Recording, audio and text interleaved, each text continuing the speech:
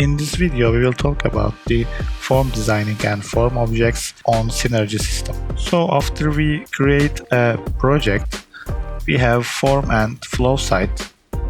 And when we click the form, we see a blank form.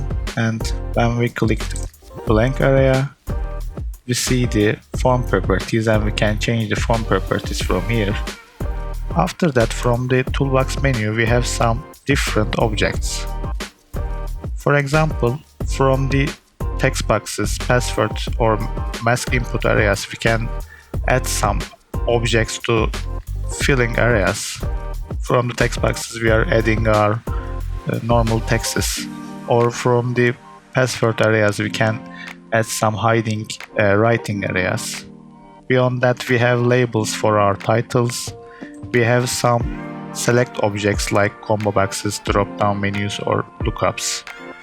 And beyond that, with the radio or the radio list or the checkbox or the checklist, we can add some selecting menu as a list. And we have some date objects for some selecting date times or date ranges for the during processes. And beyond that, we have some rate objects, like for example, we are creating a forms as including some rate or need some rate for these forms or processes. We can add objects like this, or we have switches and search boxes. Beyond that, we can add some buttons to our forms, and we can change the features of these buttons, including our forms. And beyond that, we can add some data grids for our extended processes. We can use these data grids for the filling this data from different forms, or with a automatic filling from the data sources like SQL or Oracle. It depends on our using database. And beyond that, we can add some barcodes to our forms, and we can change the barcode settings like QR. And after that, with the related documents object, we can get or we can add some documents to our document management or from our document management.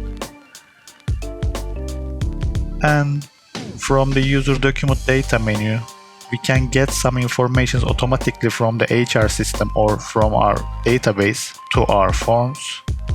And we can add images. And for the designing with a row or column, we can change our objects width or height with these objects.